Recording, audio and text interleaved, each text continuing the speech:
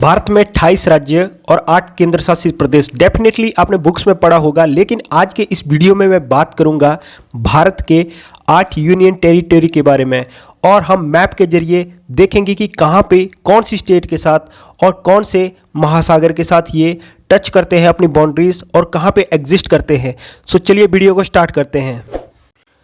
सबसे पहले आप देखिए, ये है अंडमान और निकोबार द्वीप समूह, भारत का एक केंद्र शासित प्रदेश, बंगाल की खाड़ी के बिल्कुल साउथ में हिंद महासागर में एग्जिस्ट करता है। अंडमान और निकोबार की बात करो तो अप्रॉक्सीमेटली 572 छोटे बड़े द्वीपों से मिलकर बना है, जिनमें से सिर्फ कुछ ही द्वीपों पर लोग रहते हैं। राजधानी की इसमें बात करूं तो राजधानी रहती है इसकी पोर्ट ब्लेयर। द्वीप समूह के पूर्व में हिंद महासागर और पश्चिम में बंगाल की खाड़ी स्थित है। अगर मैं हिस्ट्री की बात करूं तो इस द्वीप पर अंग्रेजों का शासन था और बाद में दूसरे विश्व युद्ध के दौरान जापान द्वारा इस स्थान पर अधिकार किया गया। कुछ समय के लिए यह द्वीप नेताजी सुभाष चंद्र बोस की आज़ाद हिंद फौज के अधीन भी रहा था, बट बहुत कम लोगों को यह बात पता होगा कि देश में कहीं भी पहली बार पोर्ट ब्लेयर में ही तिरंगा फहराया गया था। यहाँ नेताजी सुभाष चंद्र बोस ने 30 दिसंबर 1943 को यूनियन जैक उतारकर तिरंगा झंडा फहराया था। इसलिए अंडमान निकोबार प्रशासन की तरफ से 30 दिसंबर को हर साल एक भव्य कार्यक्रम मनाने की शुरुआत की गई। जनरल लोकनाथन ने भी यहाँ के गवर्नर रहे थे। 1947 में ब्रिटिश सरकार की मुक्ति के बाद यह भारत का केंद्र शासित प्रदेश बना। नेक्स्ट वीडियो में मैं बात करना चाहूँगा पुडुचेरी, भारत गणराज्य का केंद्र शासित प्रदेश है। पहले पुडुचेरी एक फ्रांसीसी उपनिवेश था जिसे 4 जिलों का समावेश करके बनाया गया था। पुडुचेरी नाम इसके सबसे बड़े जिले पुडुचेरी के नाम पर पड़ा।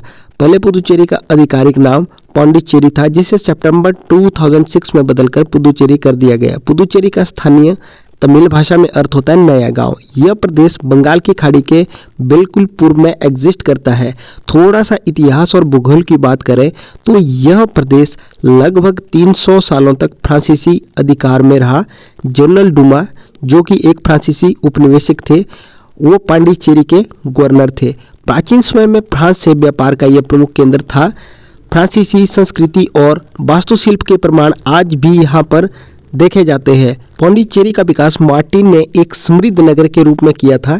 यह नगर भारत में फ्रांसीसी उपनिवेशों की राजधानी के रूप में भी रहा और कोरोमंडल तट पर कई काल की बस्तियां यहाँ पर एग्जिस्ट करती थी।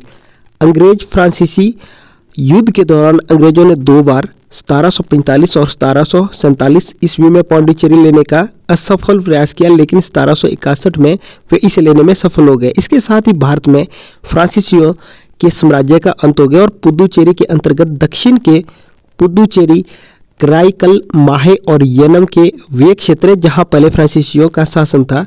पुडुचेरी इस प्रदेश की राजधानी है, जो भारत में फ्रांस के निवासियों का मुख्यालय भी थी।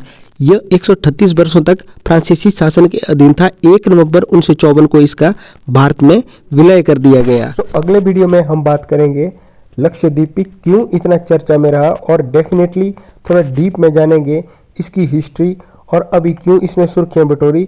सो मिलते हैं अगले वीडियो में। So thanks for watching, till then take care and good bye.